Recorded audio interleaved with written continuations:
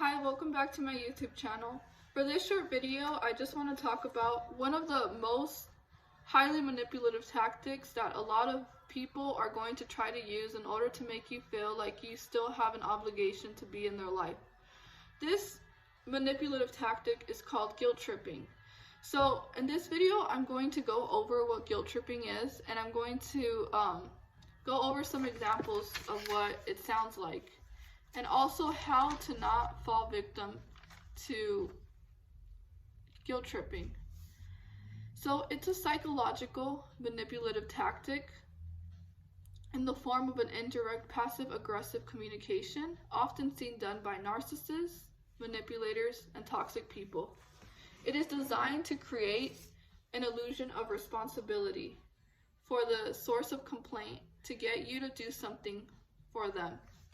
A guilt tripper is likely to resort to giving you the silent treatment. They will withdraw their affection, and they will try to make you feel like, antagonize you, make you feel like you're the worst type of person for not wanting to comply with their needs. And they will also try to make you feel ashamed of yourself. Like, what's wrong with you? Why can't you help me? You have to be there for me. If your intent was not to intentionally hurt them or to disappoint them, but to actually take care of yourself and prioritize your mental health, then you have nothing to feel guilty about.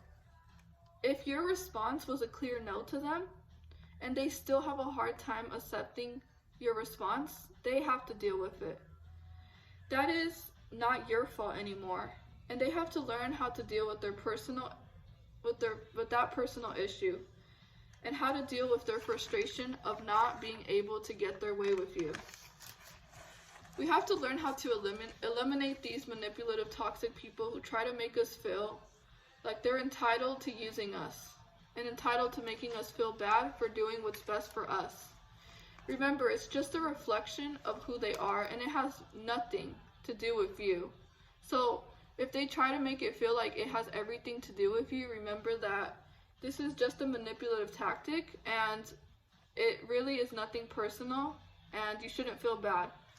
So some of the most common phrases a person who tries to guilt trip you is going to use is, "I can't believe you can't do this for me."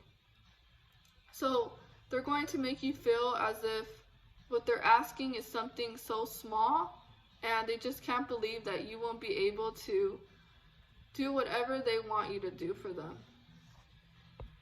Another one is, "After everything I've done for you." So a highly manipulative, narcissistic person will say, "After everything I've done for you." They do nice things for people, little nice gestures, in order to have that as a way to hold a relationship permanently. So they'll always tell you, "Remember that time I cleaned your car and you can't do this for me? Remember that time when I made you breakfast? Remember this time when I did this for you?" So it's just a manipulative tactics, and they'll throw everything nice that they've done for you in your face, so you can feel like you have a sense of obligation and like you owe them something just because they did something nice for you in the past.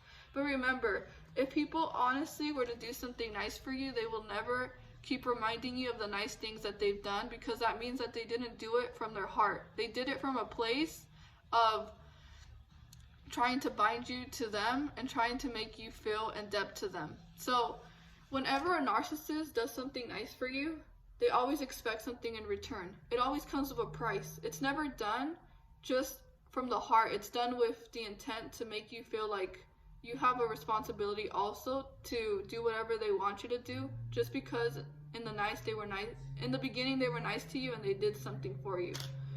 Another common guilt tripping phrase is, "Remember that time when I did this for you?"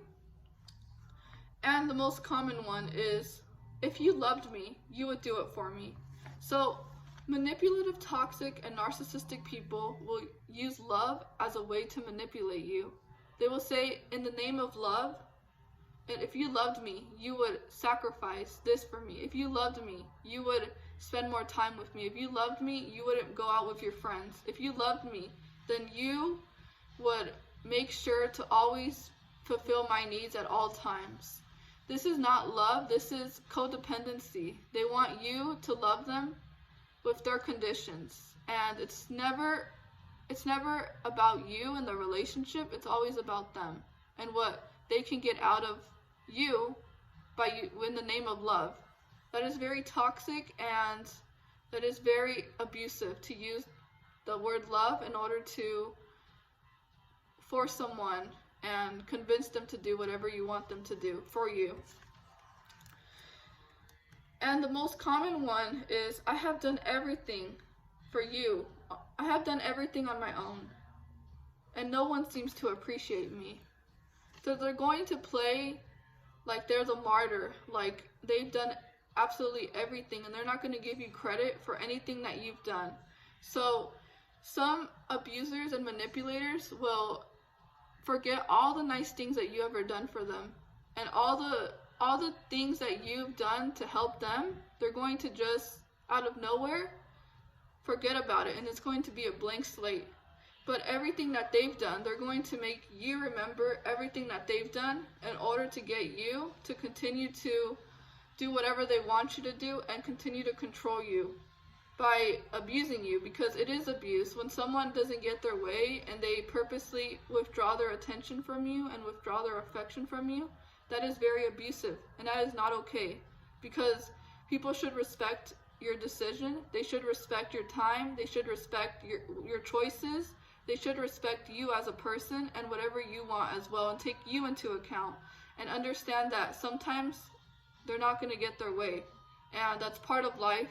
Not everyone is always going to get their way no matter what, you know. Sometimes you're not going to get your way in life, and you have to be okay with that, because that's just how life is. That's reality. And remember to always do what's right for you, no matter what. And always do what's best for you. Because if you are putting everyone else's needs before you, you're letting yourself down every day. You're neglecting yourself. You're abandoning yourself. Don't abandon yourself for anybody, okay? You have to show up for yourself. And when I say show up for yourself, I mean show up fully for yourself and do what you want to do.